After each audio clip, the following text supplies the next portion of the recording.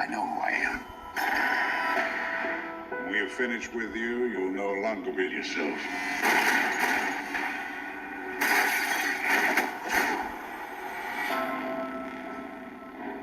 I remember. What's going on, everybody? Welcome back to Matt Goes to the Movies, and we are here to cap off the Jason Bourne series that started with the Bourne Identity, ran through the Bourne Legacy, and now we are here at the 2016 release of Jason Bourne. 4 years after the Bourne Legacy, it looked like it might take the franchise in a different direction, but due to some, mild box office results and word of mouth and reviews, Matt Damon came back. The question's going to be, was that for the better? As Harrison and Rob join the show again today for this episode. But an interesting thing is this was going to be pitched that Jeremy Renner's character was going to be in this movie. Scheduling conflicts kind of put the kibosh on that, but also the director really just wanted this to focus on Jason Bourne again. And again, I'm not going to tip my hat too much, but I don't know if that was for the best. So, as always, Rob, Harrison, welcome back. But I'm going to be very interested to see what you guys have to say. Harrison, I know you've expressed a few thoughts, but Rob, like some of these other movies, I'm not quite sure where you stood on this movie. So a lot of this will be completely fresh to hear what your guys' thoughts are. So welcome back. Thank you. I don't have much to say, but what I have to say, I'm excited to talk about.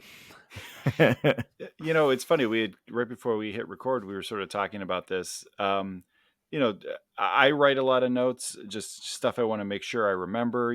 When you're watching feature length films, sometimes, especially when you get in a dialogue with somebody else about it, it really just helps to kind of jog your memory about the big points or just the interesting moments. And I really struggled to have like anything like that was super noteworthy where I was like, oh yeah, that's like a really salient thought that I just had. Cause the movie happens and it was over and I enjoyed my time with it. Absolutely. I wasn't like, wow, I can see why I avoided this film for so long. I was glad that I watched it.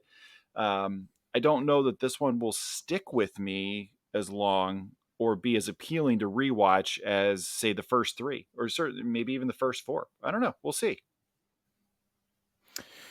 Yeah, that's a good point. I mean, our boy Jason finally, he got himself a little plot of land out there with the Sand Raiders from Star Wars, and has been low key participated in bum fights and bare knuckle boxing and all these other things. He left that life like a delivery driver. He had to be a bare knuckle boxer, right? Yeah, exactly. He left that life behind, but boy, he gets pulled back in at no fault of his own. And I'm gonna start off this conversation by saying this movie's completely unnecessary, which is a shame.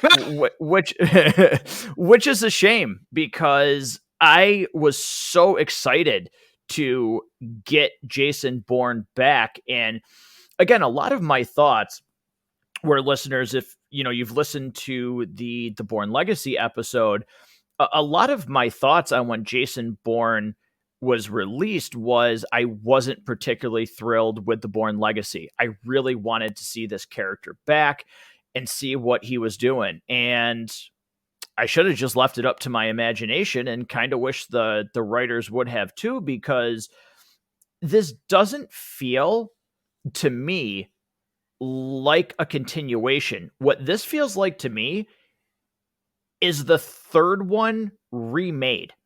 It feels like a remake remaster of a video game where they add some things to the story and give it a fresh coat of paint for the graphics. This does not feel like a continuation of the series for me. It feels like a reboot, right down to a lot of the same dialogue that happens. And I'm curious to get your guys' thoughts. Rob, I'll let you go first because again, similar to Legacy, is this a first time watch for you? Yes, watched Okay. this last night for the first time, and I found it to be very formulaic to the previous entries, and you really notice it when you've watched them back to back to back, or at least within the last, couple weeks of each other. It doesn't break any new ground, which is sad because there's so much that this series did that was interesting and compelling prior to this. Um, if you like the previous four Jason Bourne films, particularly if you like the first three, should you watch this one if you never have? Well, yes. It's if you like those other movies, you're going to like this movie because it's kind of more of the same. Kind of like how, you know, The Force Awakens is pretty much just a New Hope with new characters. It feels very much like you can see the plot points happening. The same thing happens, and then when you get to the end of the movie, you hear the Moby song, and you go about your day, and you were pretty happy. Um, the first three, they really do feel like a one complete story, where this entry, it feels like that father character is really only introduced just as a way to initiate the conflict of the film. It feels like it kind of comes out of nowhere. Like at no point did his father factor into the first three films that we saw Jason in. It just kind of feels like, hey, we got to figure out a reason to get Jason pissed off and killing CIA agents, and we got to find a conspiracy to have them send more assets after him that are just going to be left dead in a pile, and then there'll be a car chase at the end and some really cool Krav Maga, and then Moby. Like it's just Yeah. that's kind of my thoughts. Yeah, that's part of the reason why I feel like this feels like a remake of the third movie is because it doesn't reinvent the wheel. But Harrison, I've said my piece, so to speak, on this. Certainly, there's more, but I'll let you get your initial thoughts out there. This is a movie that so I will admit I'm the one who messed up the schedule. That's why it's taken us so long to record this. But I was kind of glad that I didn't have to watch this movie. So when we got back around to scheduling it, I was kind of busy, and I'm like, well, I've seen this. I could just look up a YouTube clip, read the summary on IMDb, and call it good. Like I was so tempted to do that because I just really don't like this movie. And to me, the biggest reason is the entire thing feels pointless from a production standpoint, to a story standpoint, to it is without life, and I hate watching it. Wow. Yeah, I think, yeah, geez almighty. I think, and it might have stood out a little bit more to me because watching this so close. Now, when I first saw it, I certainly didn't hate it, but I was certainly like, okay, like I went opening weekend to go see this because I was so excited. I actually went opening day to go see this movie, and like it got done, and I was like, all right, whatever. Like it was good to see him back, but watching it again now, I think it's a little bit more obvious to me why I don't like it the second time around, or I think this is like the third time I've actually seen this movie. Especially watching it so close to Bourne Legacy, because I thought Bourne Legacy, prior to my previous thoughts, really did do a good job of feeling different while still, respecting the world that created it. Where again, Rob, you said it, this just feels very like it follows a formula that we've seen before. It doesn't do anything new. And it just, not only does it not do anything new, but again, I can't stress this enough, it just reuses so many of the same things from the Bourne Ultimatum, including the very laughable meme, Jesus Christ, that's Jason Bourne. Like it, like it's funny when I see it in memes and it's a cat that like jumps off of a ledge or something like that, but it just felt completely unnecessary. And I think it's just on the forefront even more after watching these movies so close together. There's really no room to sit there and say, well, I don't really remember those other ones, so this does feel kind of different to me.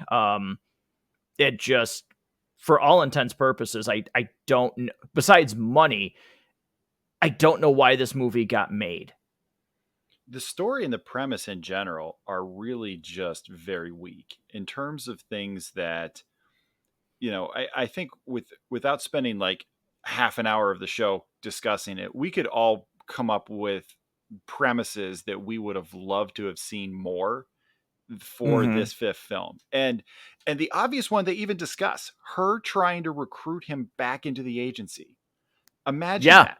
I mean, I would have loved for this film if they could, and obviously you mentioned that they couldn't make it work with Jeremy Renner. Maybe it's the sixth film if they ever decide they want to do it. They recruit him back in the agency to somehow they convince him to come in to go after Aaron Cross. Yep. And he's enhanced where Jason isn't. He's just the baddest that's ever been. Like, how much more compelling of a general story is what I just laid out? And I'm just a moron, by the way. Like, I've never received a dime from anybody in Hollywood to come up with a script. It's been 15 years since I even put anything in a screenplay format. Like, it's And been a Hollywood minute. hasn't been the same since. Yeah. Right. So, and yet this was the story they came up with. And it's just kind of like, all right, well, you guys saw the first four. Damon's back. We're pretty sure you're going to come see this. And it just feels kind of lazy because by all accounts, everything we've seen up to this point about Jason is that he just wants to be left alone. Like, Right. he's almost like the Incredible Hulk. Like the army keeps coming after the Hulk and he's like, Hulk just want to be left alone, and like, it's their fault that he keeps smashing stuff because they won't leave him alone. And over again, the CIA keeps coming after Jason Bourne. He just wants to be left alone. They kill his girlfriend and they come after him. And then he's like, well, now I have to kill all you sorry MFers. And that's just kind of like, that's the series. It also just feels really ridiculous too. Like, I know they explain it, but it feels so ridiculous to go after him after all of this time. Like, at least in the first three movies, you understood why they wanted to come after him because those things took place. Like, when you actually look and see the timeline of the first three movies, they're so close together. You know what I mean? Like, they're so close together. So it makes sense that they would continue to pursue him. But this movie, and I've seen conflicting things, so guys, correct me if I'm wrong. I've, for whatever reason, is it 10 or 12 years that's passed? The information Since I'm the looking Bourne at says ultimatum. 12, which makes it even more ridiculous because it's like, okay, 12 years later, we got to go get that Bourne. He could expose us. Yeah. He hasn't exposed you for 3 presidential administrations. I thought the way that it lined up, and that's funny how it's there's 3 Olympic cycles have gone through. You've had 3 summer games that Jason Bourne has not exposed you, and now all of a sudden you decide he could though. Right. Well, this was the year that they took curling out of the Olympics, so they knew Jason would go ape shit, like, and just be upset. But, yeah, like, I thought in the movie it established that it was 10 years that it's been, but like either timeline, it's just, why now? He has not done anything. Nobody knows where he is. He hasn't made a splash. He's just, again, like, he lives out in the desert and does whatever it is he does bare knuckle fighting to make money and stay alive. So why bother him? Like, it makes no sense. And even it was nice to see Nicky Parsons back. I thought she did a good job, but even these new characters, I was not impressed. Like, the way that Tommy Lee Jones, and again, just for me, acts in this movie, it's like he dropped a bagel on the ground. And he's just like, he's like, there goes my raisin bagel. I guess I'll eat this saltine. Like, I don't know. He's just like, nobody's interesting in this movie to me. They're really not. I mean, I was going to say that even we talked about how this, in the previous films, how the relationship between Jason Bourne and Nicky Parsons, there was something that seemed like it could be there. And what a wasted opportunity. Like, Totally wasted. absolutely, completely wasted. And the other thing that I say that just is wasted on this, like, what just a waste of time in a story. Like, sure, a story is technically told. There's a beginning, a middle, and an end. Like, they got more than Michael Bay does at some points, but like, is the world changed? Is a character changed? Is the organization of the CIA really changed even? Like, from beginning to end, has anything changed or progressed? Has there been growth, which is like the point of characters in stories? Like, that's a basic lesson you learn in screenwriting 101 is between the end and between the beginning and the end, something or someone has needed to change. And I don't see a single way that the end of the movie is in any character or anything is in a different position than it was at the beginning. Yeah, even the ending in general, when you compare it to the other ones, to me, this ending falls flat. Like, it's completely uninteresting to me. Um, and even Jason Bourne himself in this movie, I can't exactly pinpoint it or figure out how I want to describe it. But even Jason Bourne in this movie is not as interesting to me or as appealing to me as those other three movies. Like, it's just weird. Like, I found myself not going like, "Oh yeah, Jason Bourne." I was just like, "Yeah, all right, like Jason Bourne." Like, I don't know what it is, but yeah, this movie, boy, I don't really know what to say. So I'm gonna let you guys try and Jason drive any Bourne, of the notes that you have. this is what he has no purpose. He has no like they contrive some idea about his dad, but eh, like this guy's been moving on with his life for 12 years. You really think that like some details about his dad that may or may not be concrete is really going to draw him back in? Like, there's just, I don't know. I feel like what could have drawn him back in is Nicky Parsons' character, or trying to get him Yes. back in the agency. And instead they create this dumb idea with his dad that means nothing, that's out of nowhere, that was never mentioned or anything, and it's boring, and the character feels unmotivated. He doesn't feel like we're in the past films, and we praise this a lot. He felt like he was a character that was he was a character that had the balls to call her from the window and be like, "You look tired. You should get some sleep," or whatever he said. Like, that was the character.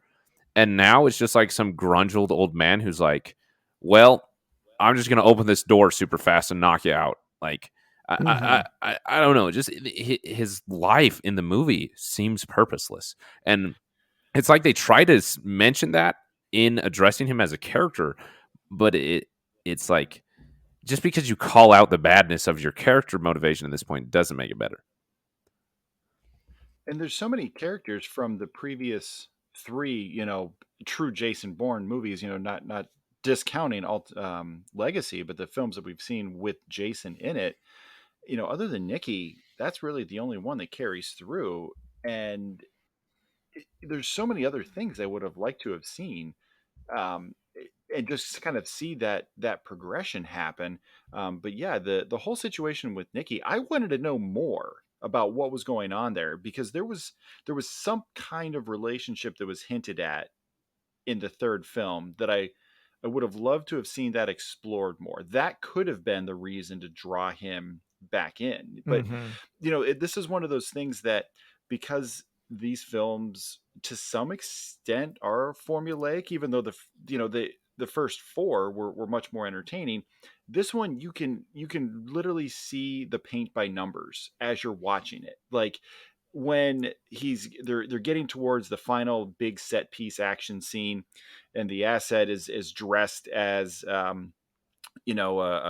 serving staff member, and you see him walk up to the SWAT guy, and he just, instead of escaping, he decides he's going to stab him and steal the SWAT truck. Like, I'm like, that makes no sense at all. Like, why is he doing that? And that the entire reason he does that is because we haven't seen a SWAT truck yet, an armored vehicle, as part of a chase scene in a Jason Bourne movie. Like, I'm sitting there and I immediately recognize that that's what it was. Like, that was the whole reason that he stabbed that dude, instead of just running off with the crowd to try to find another way to take Jason out. Like, you can see, okay, no, they're just setting up an action scene.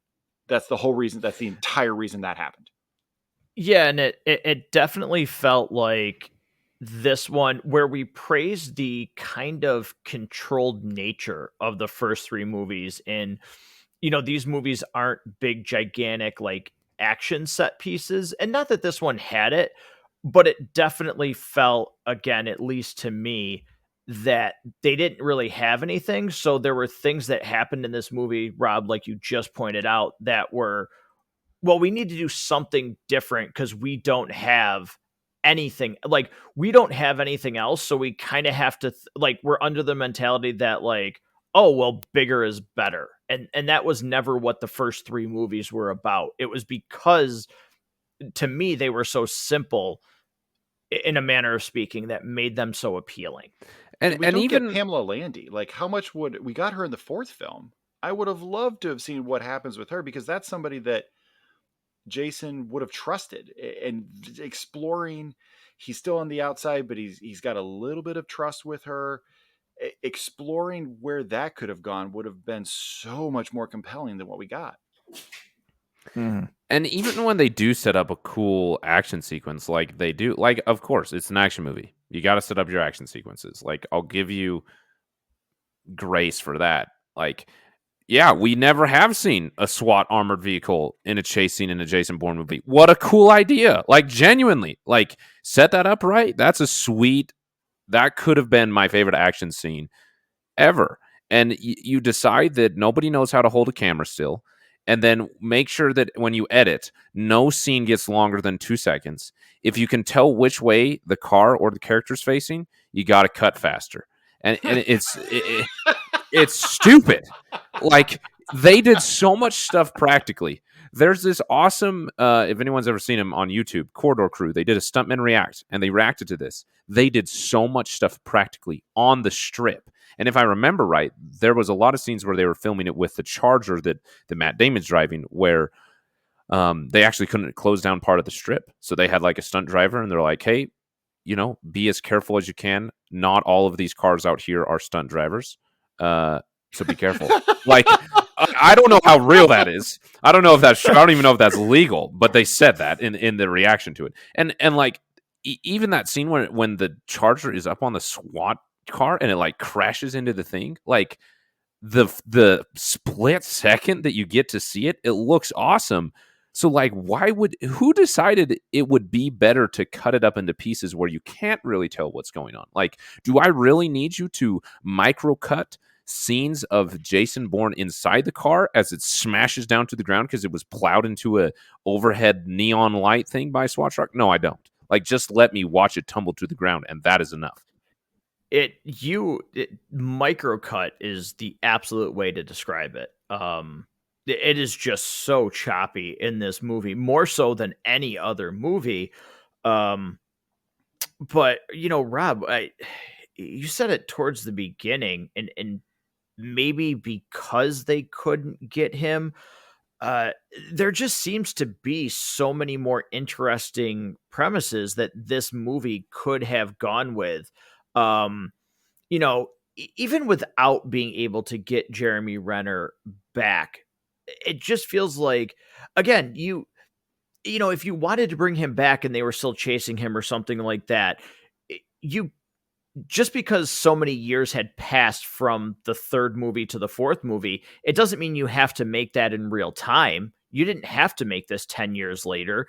You could have tried to do something. Maybe Jason comes back because they are, trying to rebuild treads. I don't know, but it just felt like there was so many other things that they could have done. They could have picked up, after the Bourne legacy. And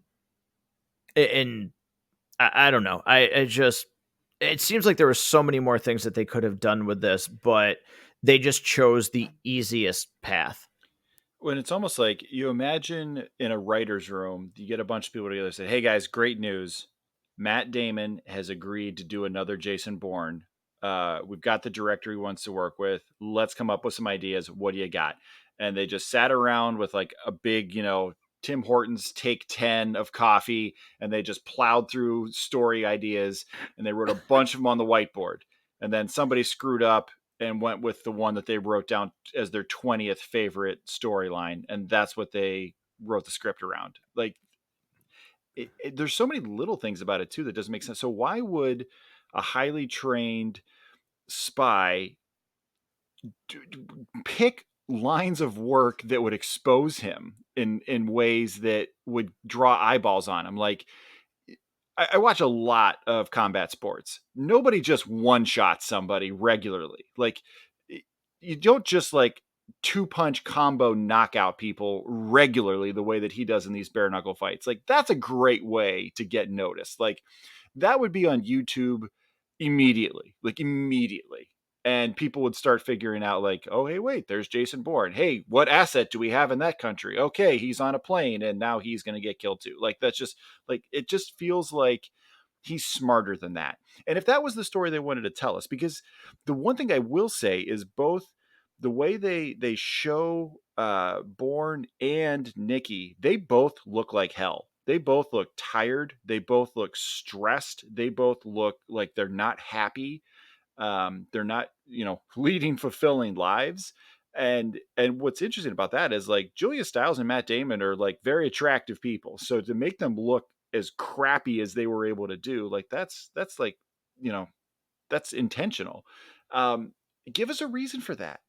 Have us see him struggling with PTSD. Have us see him struggling with alcoholism or something like that as a result of the PTSD that drives him to just be destructive. Like, he does this because he doesn't actually care if he lives or dies, because he's on the run anyways and he's tired of hiding. Like, that is so much more interesting to me than what we got. And it's not even alluded to. Like, I'm just kind of reading between the lines. Like, what could they have done?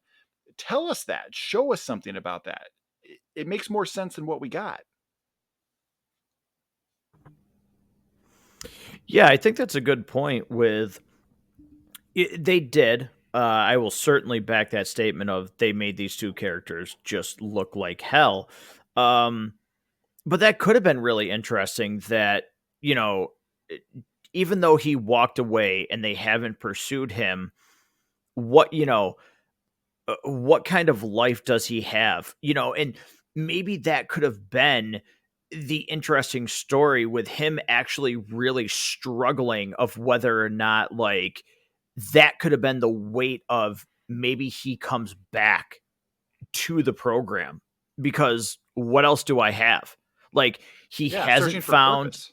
Yeah, like, he hasn't found another love interest. He doesn't have any friends. Like, what is the point of his life? Like, realistically, what is it? And that could have been a really interesting concept of, would he go back to this life? Because at the end of the day, this is all he knows. And he tried to leave it behind. But it doesn't work. Maybe show him thinking is, maybe that would be a hard topic, but a suicidal or whatever the case may be, because he has nothing. And that's how they try to get him back into the program of, look at your life, Jason. What do you have? Like, when you were with us, you had purpose. We can give that to you again. Like, all of those things. But no, instead, like I said, to me, they made a remake of the third movie. And a horrible one too. Like nothing is improved upon or made interesting in any way. I have my note here. Alicia Vikander, phenomenal actress. My wife and I love her. Heather Lee, that character. What is she supposed to be? Is she good? Is she bad? Am I rooting for her or against her? What is her motivation? Besides, the only thing that I can come up with is this, like, selfishness and wanting to advance in the program, and manipulating Jason Bourne to do that for herself. But, like, as a character, what am I supposed to think of her? Because I don't know. Because even at the beginning, Tommy Lee Jones says to her, this isn't, don't ask for this because it's personal. But then that's never explained. Mm-hmm. Yeah, no, and it's one of the things too. For a government age, one of the things in the first three, and even the Bourne Legacy, these characters now seem very dumb compared to the first three movies. If we're just taking the Jason Bourne movies where he is front and center, some of these characters, like these government officials and everything, to me, they do not seem as smart as the characters that we got that were controlling things in the first couple of movies, because they really did, they tried to cover their tracks. They tried to clean things up. It's just, again, like you said, Rob, Jason's just the best agent they've ever had. That's why they're so gung-ho on shutting him down. But I don't know.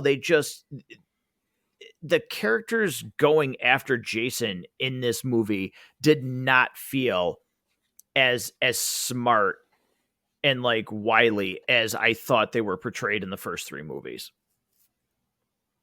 I don't think so at all. And like, even like the goons that are coming after him, if you want to call them, or like the henchmen or the assets, like I never really felt like Jason Bourne had to really fight or try to be ahead, where the other films, he never felt like he was really outwinning them. Like, he really felt like he was reacting to things, and it made everything so much more intense, where here it's just like, this is just a walk in the park for him. Like, nothing feels like it's him reacting to anything. He's just going for a stroll. You know what? I think the word that you use there is perfect. You use the word henchman. In the first three movies, these weren't henchmen. They were assets that were a physical problem for Bourne. You saw he had to take licks. You saw he, got hurt during these battles. These do feel like henchmen in this movie. At least in my opinion. I think using the word henchman is actually very accurate when you think of henchmen. Like, if you're playing a video game, you're fighting waves of enemies like on easy, and you just go through them. Like, they do not feel like threats to Bourne. Now, some of these guys have like the different colored shirt that designates they're a little bit harder than the guys of the same, look, but just with the blue shirt. These guys have the black shirts, so they're tough. Sometimes those guys have like the shields they put up that you have to like do the different technique to break down the shield, and then you can hit them. Yeah, their health bar starts blue, and then once you get the blue health bar down, that's when it goes to red, and then you can finally defeat them. When they start flashing, then they're weak. Right, exactly. So, I don't want to harp on these things. I mean, we joke this might be the shortest episode we've ever done as a group, but Rob, this is something that you and I talked about. I forgot what movie it was really like front and center in, but we just talked about the fact that it was like, it's not fun to just sit here and rag on this movie, because what is there to say? Like, again, what is there to say? So I know that you guys, Harrison, similar to the question that I proposed when we talked about the Bourne legacy, you did say that you had some notes, and Rob, I know that you said you had some notes.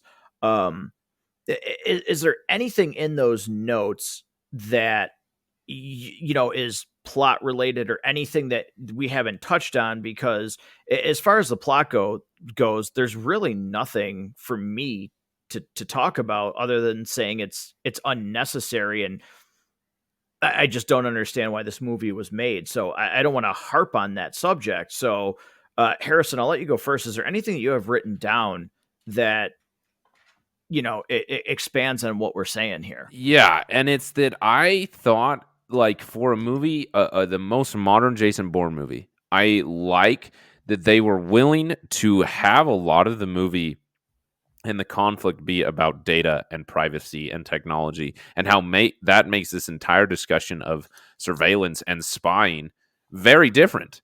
And they wasted every moment of it. And on top of that, like, I don't know if this is racist or just on the nose, but like, this is the CEO for Google. Like, who the heck do you want me to think Riz Ahmed is casted as? Like, duh. I don't know. And it's just I had that exact same thought. it just bothers me. From the casting to what they decide to do with this, what otherwise could be an interesting topic. I don't know. I just feel like it's entirely wasted. It's so funny you mention that because they go out and they actually mention Edward Snowden by name, and then they have a guy who's clearly standing in for Google, possibly Facebook, and we know that there's been surveillance being done through social media. We know these things are happening, and it starts to introduce a very interesting idea that a lot of people have legitimate concerns on. And it's a conversation that was certainly raging in 2016 before we began to focus on some other things as a society. And it really does feel wasted because those are some of the weakest parts of this. And it could have really been, we praised Bourne Legacy for showing the ugliness of intelligence gathering and what our intelligence agencies do, and kind of makes you think about it a little bit. But every time this movie could have had you kind of thinking about the ramifications for this and what it could have, honestly, if you look at and I'm struggling, I can't remember the name of it now, but it's Will Smith is in it. He's a lawyer. The name of the film is just completely escaping.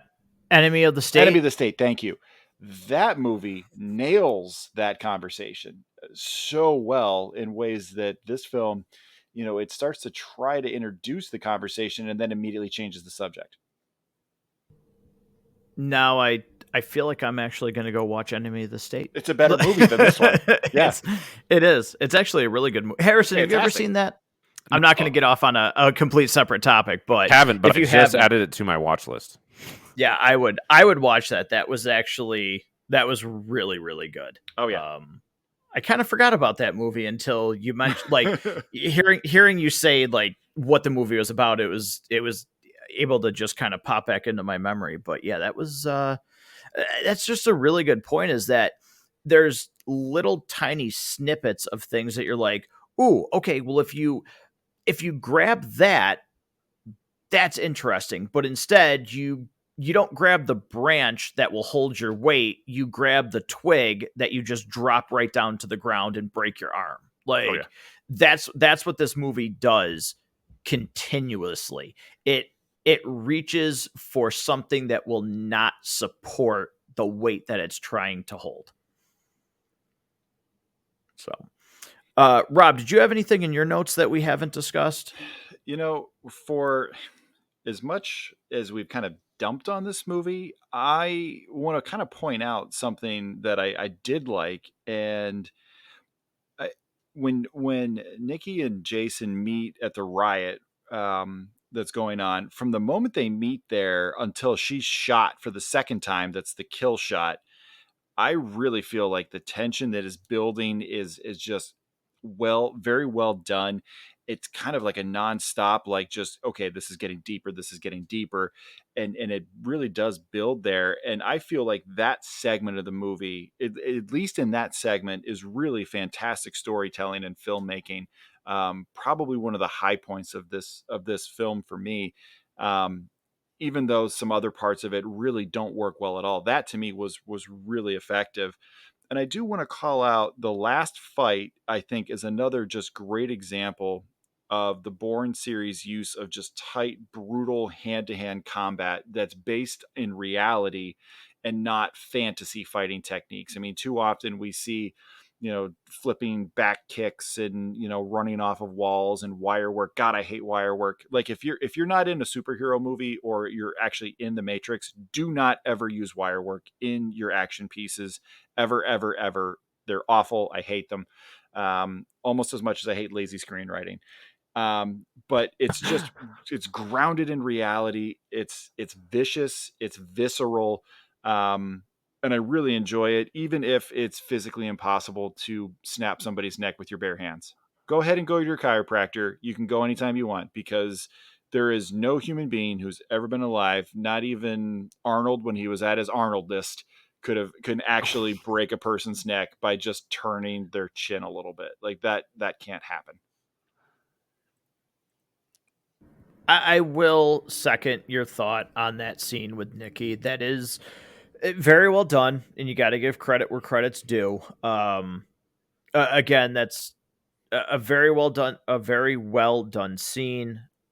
They, their chemistry has not changed from the first three movies. I thought they were they worked very, very well together. It's just a shame that equates for what, 5 minutes of this over 2 hour runtime of pretty much just standing in place. Yeah, this is a bummer. Because So, I will say, well, I have serious problems with how that opening, the opening of the movie's done, like that motorcycle chase and the protesting that's going on. Like, it's edited horribly, but what you're doing with the character of Nicky and Jason is interesting, and it's tense. And like when she gets shot, and it like, holy smokes, that's brutal, and then it's wasted, and it amounts to nothing. yeah, I think that sums up this movie perfectly.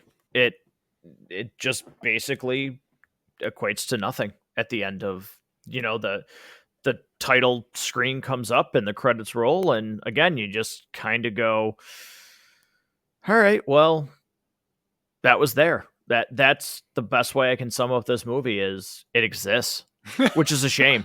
Like, Yeah, what a bummer. So, any last points you want to make before we move into recapping? I'm good to go. I have nothing. All right. We're gonna move into popcorn time here. And I'll go first. And this one is very easily for me the worst out of the series. So I ranked this last out of all four movies, and the lowest score by far that I will give one of these movies. I give this 2 buckets on the popcorn time scale. I am really not a fan of this movie. The 2 buckets is really just kind of for the fact that, Jason Bourne was back, and still, even knowing what I know, it was cool to see Matt Damon in this role. But you only get so many forgiveness points for that. So, Rob, I'll let you go next. Yeah.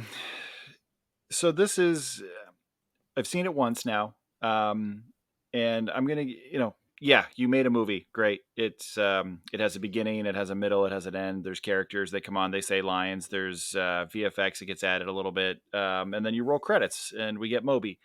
So you made a movie. Congratulations. It's 3 out of 5 buckets for me. It's the participation trophy of ratings. You completed a movie. Well done. To me, to give it 2 is kind of like, well, I would actually have to dislike a movie, at least to some extent, to give it 2. I don't dislike this movie. And I say that acknowledging that if I were to rewatch this in the future, I could very easily see myself actually changing my rating to 2 and actually disliking it. But for my first time seeing it, at the end of it, I was like, yeah, there's some cool action bits. I'd liked having Jason back. There was some intrigue there. It wasn't perfect, and it certainly wasn't anywhere near as good as the first 4, and absolutely nowhere near as good as the first 3. So yeah, 3 buckets. So that leaves me.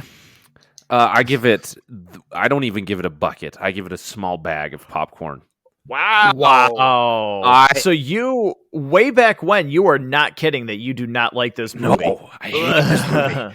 I that little small bucket of popcorn is for for Matt Damon's workout routine, because when he first takes off his shirt, like, oh my gosh, how old is this guy? And he's absolutely bear-like massive. And I can respect that. Like, and I can, and it's also for the stunts and the action sequences, and knowing that the second unit and the second unit director and the entire stunt team probably did some pretty cool things that sadly the editors decided they didn't want us to see.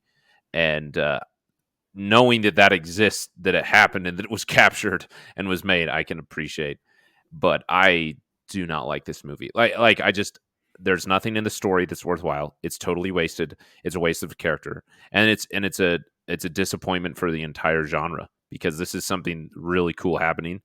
Like, this is a really cool genre, is what I meant to say, and you do absolutely nothing with it. And then the elements of it that are cool for the individuals that kind of pioneered the shaky cam, gritty action genre don't even know how to live in it anymore. And it's aggravating to me because it's like there are really cool sequences here that are wasted in bad editing and bad cinematography. So I don't like watching it at all. So instead of giving it buckets of popcorn, what he's given it is like half a bag of microwave popcorn that most of it is burned. Yeah, exactly. Yeah, you've got couple of pieces that you're like, all right, well, sure. Yeah, it goes out with a whimper for Harrison, which is a shame. So I think you could just very easily, if you said, hey, I'm going to rewatch these, you could just very easily say, all right, well, I'll watch the first 4, and you could just skip Jason Bourne and say, to me, the story is like, it is more of a whole with the 4 of them than adding the 5th. So if I were to rewatch these again, I could totally skip this one. Yeah, I will skip this one. All right. Well, that will do it. This might be a record for a movie that we've done together, but again, glad that overall I got to rewatch this series. It certainly changed my viewpoints on the Bourne legacy as it did with Harrison's. Rob got to see it for the very first time, which was cool. So certainly glad we did this series. And Harrison, thanks for letting me kind of steal your ideas of the Basement binging series. Anytime. So it was good to get this one. But, October, Rob, you talked about this in our recap of the Bourne legacy. A lot of horror stuff and zombie genre stuff coming to Matt Goes to the Movies during this month, including we're going to do Army of the Dead. We do have to get to our She-Hulk recap. Hopefully, Harrison, you can join. I think we do. I think there's some. I think there's some very interesting things that happened in the finale. Yes. Do I like them all? No. I think that'll be an interesting topic to see what happened in the finale if we actually see a change going forward. And I think we're going to find out right away with Black Panther coming up in less than a month. Oh, wow. That is coming up fast. Yeah, November 11th. So I think if they truly met in Harrison, I'm not going to say any spoilers, but if I don't even care if you do, spoil it if you want to. Yeah, if some of the things that were talked about in the finale, Rob, you'll know what I'm saying, are actually things that Marvel has thought about, then I do think we are on the verge of the MCU kind of getting back on track. Because I think they really kind of called out some of things that fans have been talking about for years. But we'll see what they do with it. It goes a bit meta at times. It's meta on protein powder. Yeah. Like it's so I'll be interested, especially Harrison, if you can join us to hear your thoughts on what this did. Also, I will have an episode on Halloween Ends coming out.